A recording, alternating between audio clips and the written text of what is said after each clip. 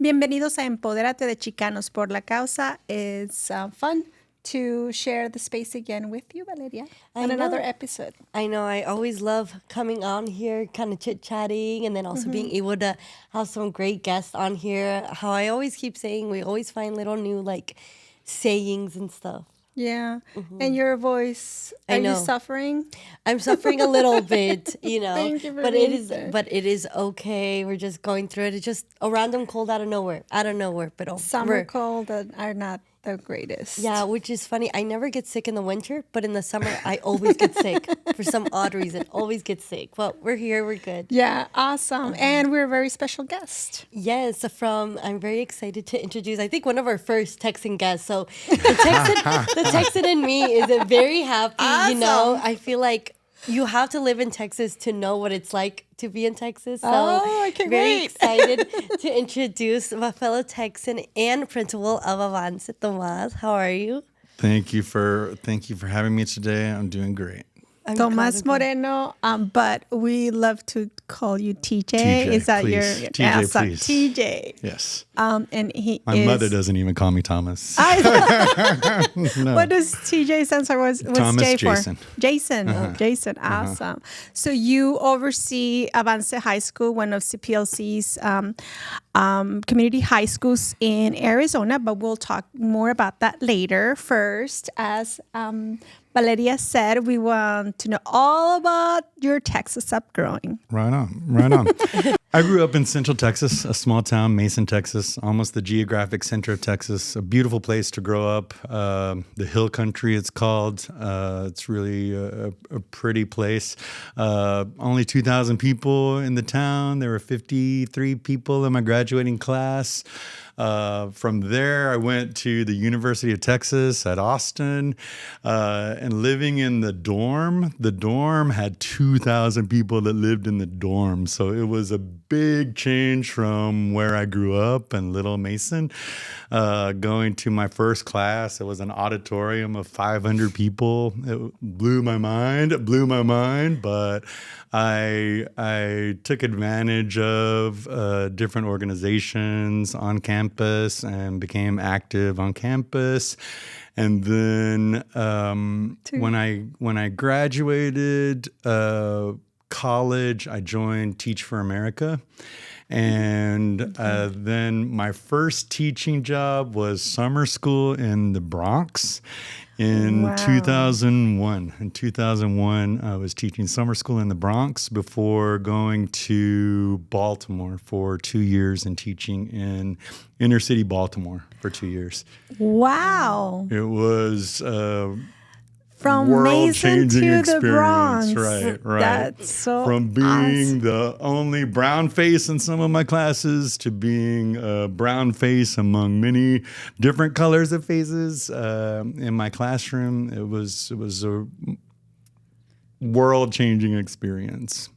Take us back to Mason. What were the afternoons like? What did you used to do after school? So you guys, you were involved in a lot of sports. I did all the sports. I did one-act play. I did speaking and debate events. I did all the things that you can do in high school. I did student council. I was I did all the things, and it was a great way to grow up. So you're kind of a jack of all trades. So kind of how was that kind of maybe transition? You said that it was kind of huge for you to go from a small little town to a ginormous campus. It was really just taking the leap, right? And to leave one's family is a hard thing to do, but my parents encouraged it, and I've always said that to my parents too. You made us this way. You made us this way. You told us to go out and explore and do new things. So that was something that I chose to do. Oh, wow, that's good. And what was kind of your favorite part of going to UT? And why UT? Out of all the million Texas schools. It was because it was so different than Mason. That's what I wanted to do. I wanted to do something different and, think bigger. So that was what I chose to do. And it was a very competitive school, so not anyone can. It was Can a get competitive in. school, but I was at an advantage. I was the valedictorian of my high school. Awesome. And that's Yeah. like automatic in for UT for all the schools in Texas. Yes. that Yes. right? Very, very cool. Very, very hard to get in. And obviously I feel like UT is like recognized everywhere, really. What was the most significant memory that you have once you step out of Texas and moving in with Teach for America to a couple of other states up way far from where I you grew up? really just, I think about how, to think of a color that my childhood was like, it was green, right? We were in the hill country. It was beautiful. There were, rivers, and that's how we spent our summer, go to the river, right?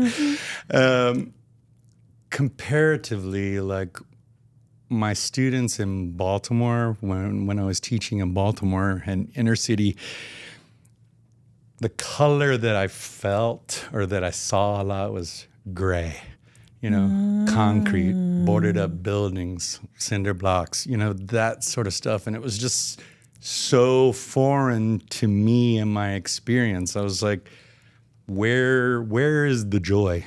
It was like a question that I had for my students, like where is that for you, and how do we find that in this place that isn't like visually, it isn't, it's inner city. It's very different from the way that I grew up, but it was fun to find that joy and help the kids find it too. What did your family say? They didn't want me to go. But it was, I had chosen Baltimore because at the same time that I was teaching, I got to go to Johns Hopkins and get my master's degree from Johns Hopkins. So it was like, I couldn't pass up the opportunity to like go and get a master's degree. And, thankfully the city of Baltimore, paid for that master's degree along with Teach for America. So I was really happy to be a part of that and really thankful that I got the opportunities. And what was kind of that transition? Because after Baltimore, you went back to Texas. Then I came back to Yeah. Texas. After my 2-year commitment, then I moved back to Texas, and I started teaching at a private school, and that was one of the coolest experiences. It was a middle school and a high school, and then expanded into an elementary as well. We had fewer than 50 students across all the grade levels, so it was really a great experience. The faculty there was amazing. There were international faculty. The headmistress was from England. Our social studies teacher was Canadian.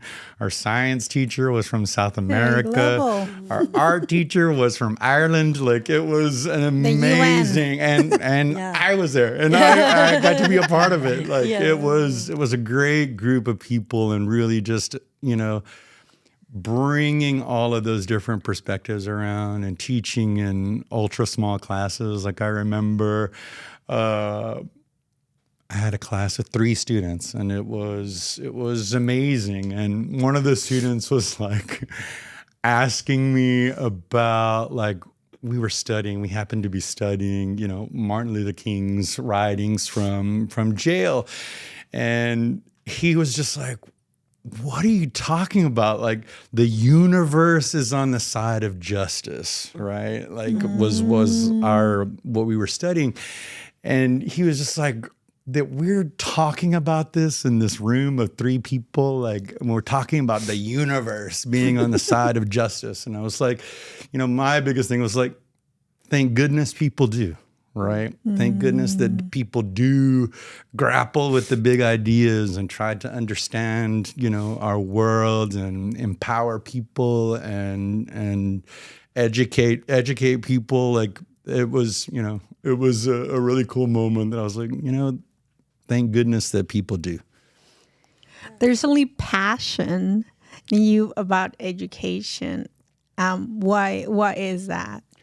I think it comes from really my mom has always instilled in us the importance of an education, and from a very early age, she was on us about our studies, and she was also when we became school aged, she became the secretary of the local elementary and junior high school.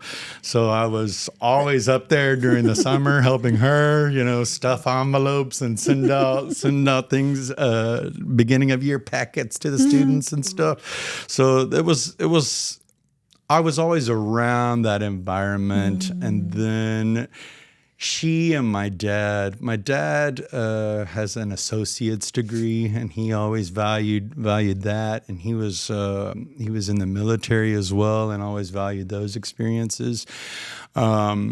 And my mom really always spoke about like wanting herself to be able to go back to school. She hasn't done it yet. And I'm still, I still have a little bit of time to convince her. But I would really like to see her at some point.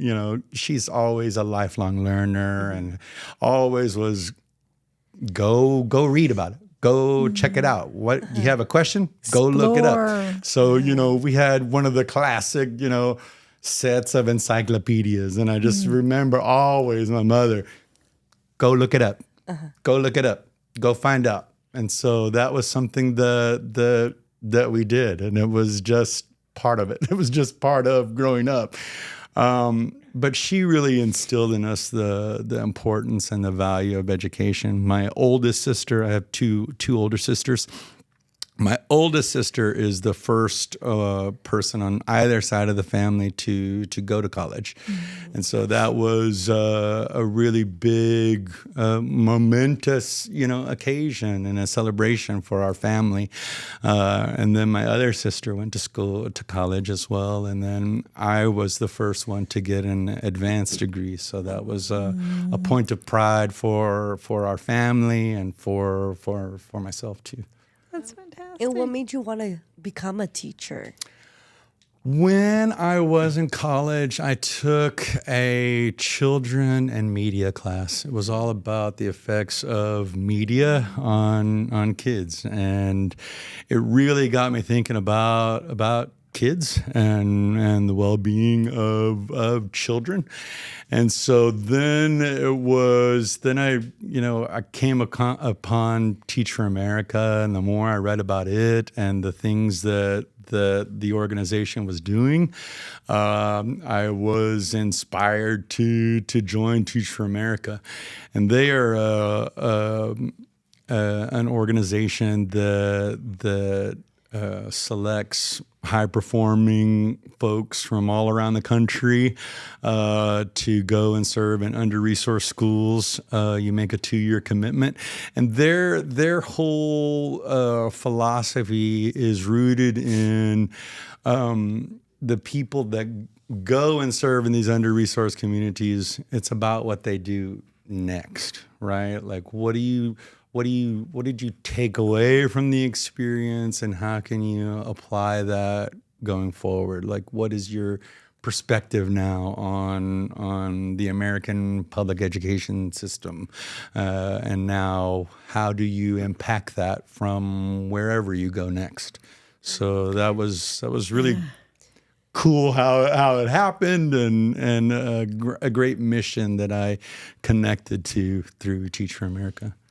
Excuse me. Yeah, we partner with Chicanos por la Causa. Had partnered with Teach for America in the past, and it's really amazing. It was my first experience with teachers from Teach for America that I knew about. Maybe I've been in schools and I just didn't know that some of the teachers, but it's really interesting because hearing you, I can see the teachers.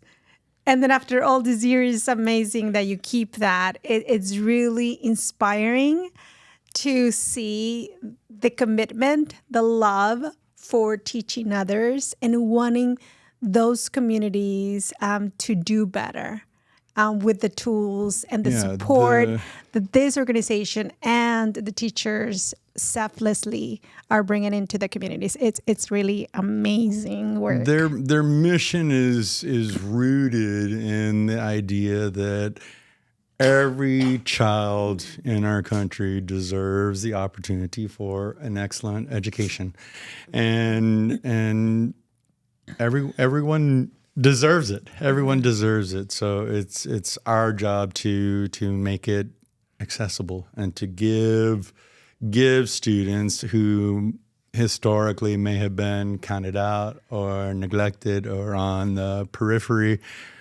the opportunity that everyone has, that everyone should have. Exactly. And now you became principal. What was that kind of transition from like kind of being like in the classroom to kind of being behind kind of the desk? As a teacher I taught for about 10 years before I wanted to become an administrator. And so I got into administration to help teachers help kids, right? Like this was the next part of it, right? The next evolution. Instead of being on the direct front lines in the classroom as a teacher, I wanted to help teachers.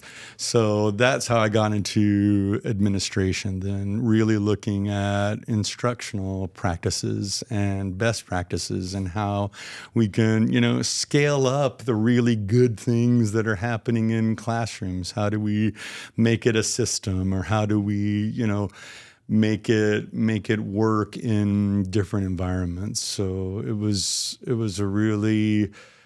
a good next step in my journey. I always say I still don't know what I want to do when I grow up. Like I'm still figuring that out. But it's finding that way to make an impact and finding that way to bring opportunities to people. That's where this all started.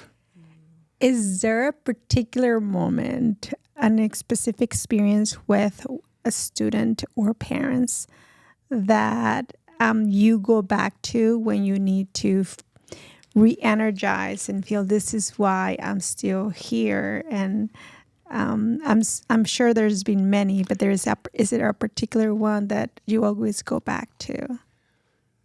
In each place and each school that I have worked in, and I've worked at elementaries, middles, and high schools now, I really,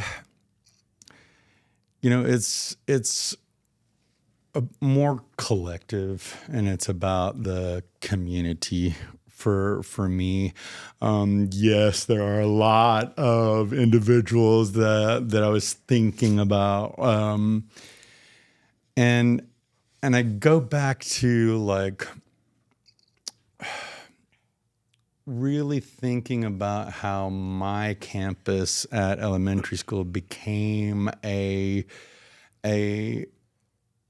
place where I hired folks that lived in the community, right? So it was a place for upward mobility for them, and seeing the impact on their kids as their kids came through my school and then on to middle school and high school, and watching them grow, and just thinking again about like that impact in the community. Like here was this workplace, right, where I hired a parent of students, and then they in turn, went through the whole system and are coming back and talking about, the experience, and just knowing that I had a part in that, and their upward mobility. I had a part in that, and so that was special. That's always been special.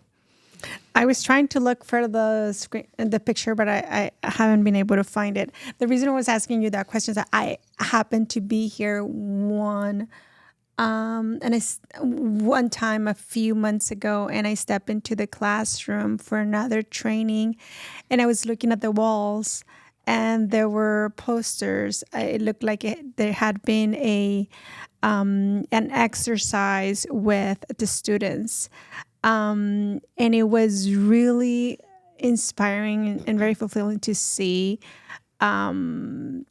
that they felt so comfortable and cared for, and they had an opportunity to look at a path for a better future for them. So the work that teachers and principals have in elevating their self-esteem and seeing, so they can see themselves if the situations, because our students typically have a lot of barriers that come to the school, so it takes a lot more time, a lot more patience and care from each of the individuals. But seeing that, and high school students are very hard for them to feel comfortable in expressing or trusting that that adult in the room in sharing something personal, and seeing that poster. I'll find it. That's cool. That's cool. But seeing how they felt, you can tell in the answers that they had that their self-esteem, the way that they came, is not the same that they were leaving this high school. And that is when we talk about like school success, or we talk about things like that, yes, there's always the backdrop of state accountability and these very quantifiable, the numbers, the rates of, all of that stuff. And that's yes, that is our primary objective. But there's so much more. There's so much more that takes place in a classroom, as far as the relationship between the student and the teacher, the relationship between the student and the content, and the teacher and the content too, right? Like all of these relational aspects that you don't always think about, but they're so important. They're so important, and they're really the starting block. Because if you don't give students that safe environment, you don't. If a student isn't comfortable in the environment, in the relationship, right, you're stuck at that level. And if you get past that, if you build a strong relationship, then you can ask them to open their mind. You can ask them to take risks. You can ask them, to do more, right? And that's when you hit that sweet spot. That's a good feeling, and you've created an environment where good things will come. I feel like, as you mentioned, like a teacher has a huge impact on a student's life. Excuse me. Is there like a student that has, graduated or has moved on to like next level and came back and been like, you know what, like, thank you? I was really fortunate one time, like after our kinder graduation event, we had all the families and everyone coming through the front office, and we had an older student who had been through my school before and went on to high school and had since graduated high school, came back, right, for his family that was there. And on his way out, he passed through the front office, and he was like, "Mr." And it's always nice when, they remember you, But he said, "I always remember what you said." And I was like, oh gosh. He said, and he went back to a speech that I had given in front of the whole school, right? And then we would occasionally have these pep rallies and go over these 3 things. And the 3 things were dream big, work hard, and stay focused. And he had taken those things with him. And, this is almost a decade later that he comes back and says, I remember when you said that. Like, okay, okay, you're doing something right when, right?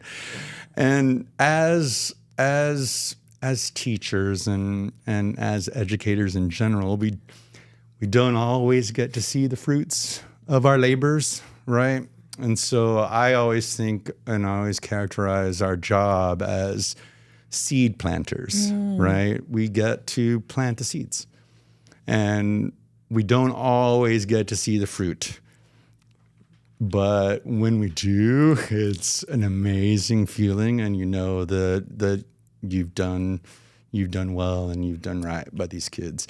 I had an opportunity too. I was randomly back in the Texas area, and I was at a coffee shop. I was in line getting coffee, and a gentleman walked up to me, and I knew immediately who he was.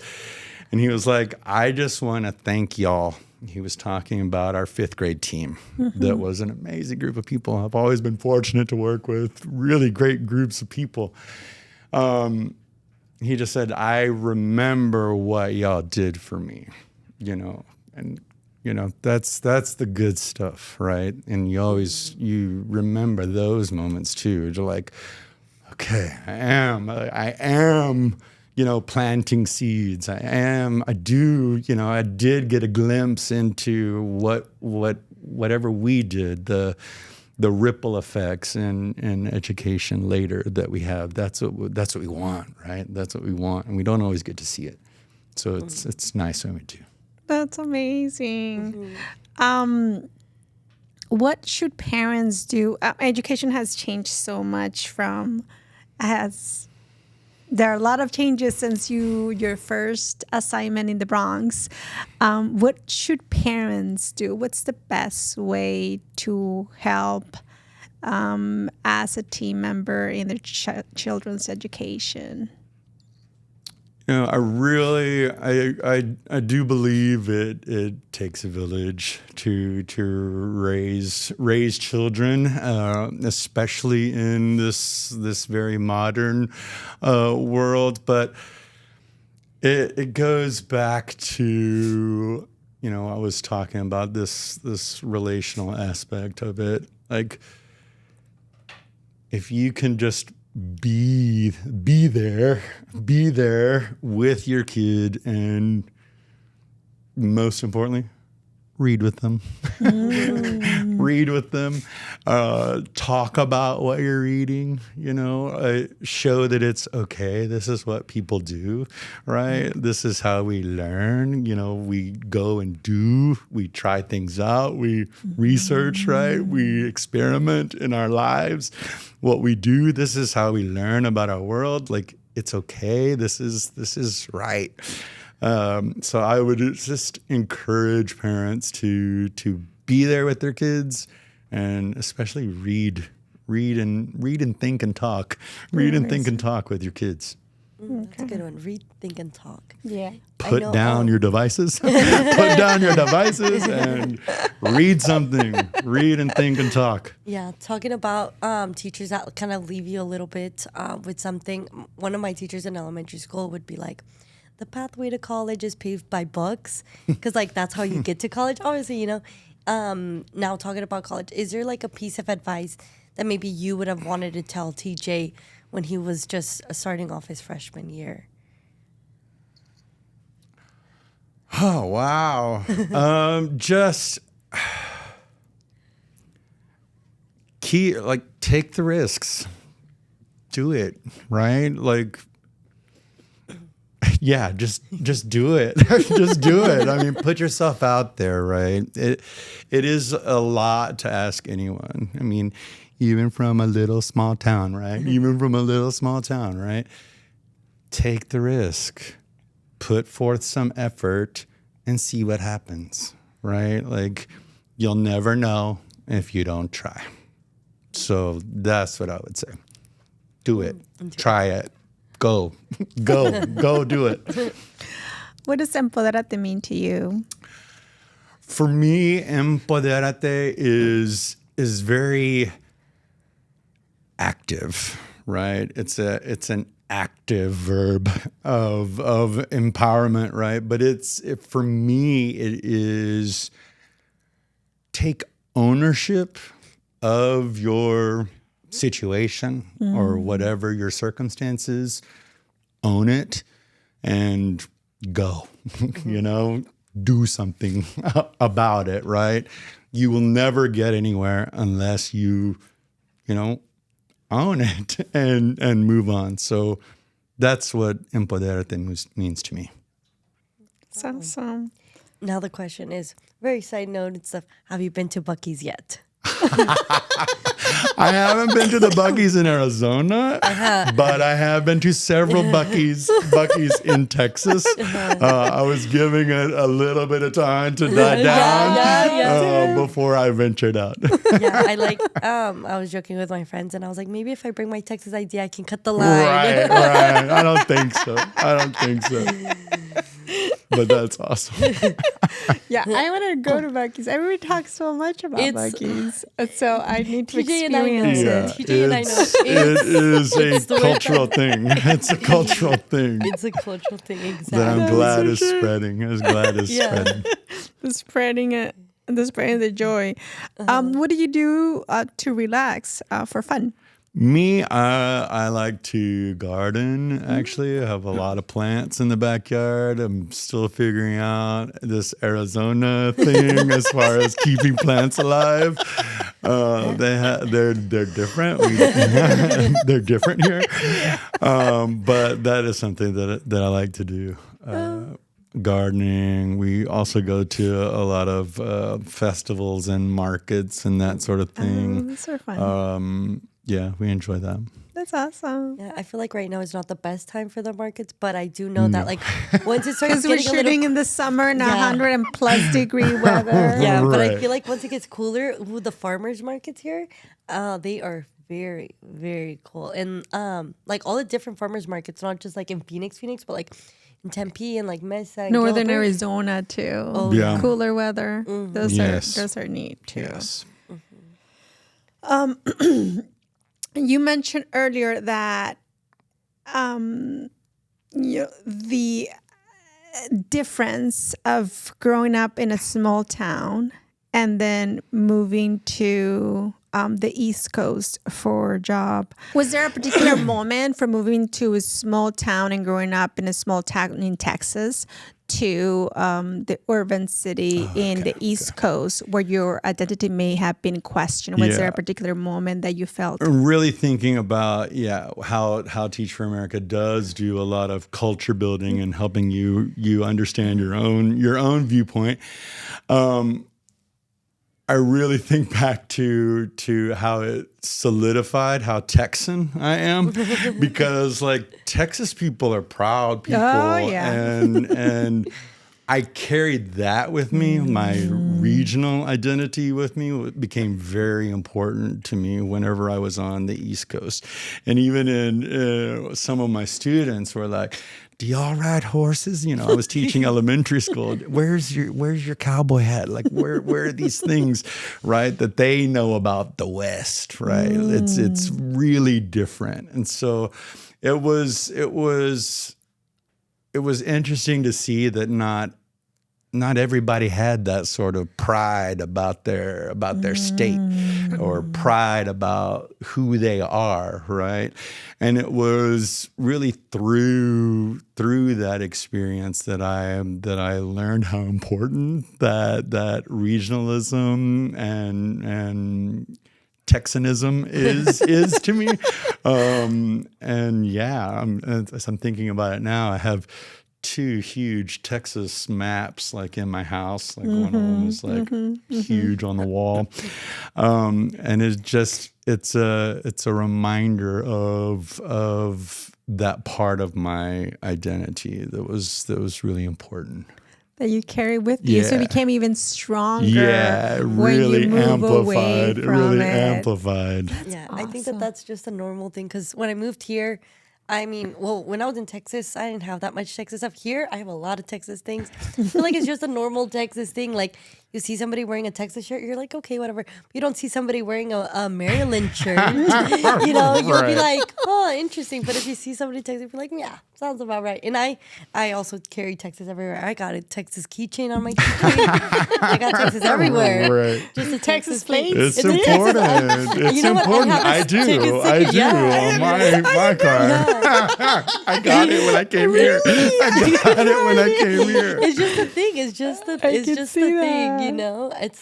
I think that's what makes Texas kind of special, that it's just kind of like, I don't know, you're just so proud of being Texas. You feel that you belong, and everybody's so proud that everybody's part of it. Think about like how people define themselves, right? Like their race or gender or other characteristics, right? Regionalism wasn't.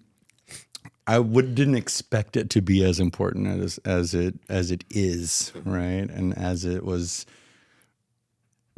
bred into us, right? Like we are Texan first. Yes. That's awesome. Well, TJ, thank you so much for taking the time to come to the space and step away from your office and walk down to the media studio here at Avance High School. No, it's great. Very far walk. We're excited what's to come and continue to be as we transition into the Avance, our new community high school, and a new rebranded community high school here in downtown Phoenix. And we're so proud to have you lead this effort. I know it has not been easy. And I appreciate you. And now I know you mentioned that you're always surrounded by great people. It's because we all come in for you for help, and you're always with the most positive attitude and ready for everything. I'm sure that's what your students see, and I'm sure that's what your teachers see every day. So we appreciate you so much. Well, thank y'all for having me and for putting me on this side. And I really am excited about this opportunity, right? Like I came here in an upswing for the campus, and I'm excited to be here and, like you said, build that team the way I want it, you know, in this wonderful space around these other wonderful people like y'all. So I appreciate that. Thank you. Thank you. We'll see you guys later. Thank you. Bye.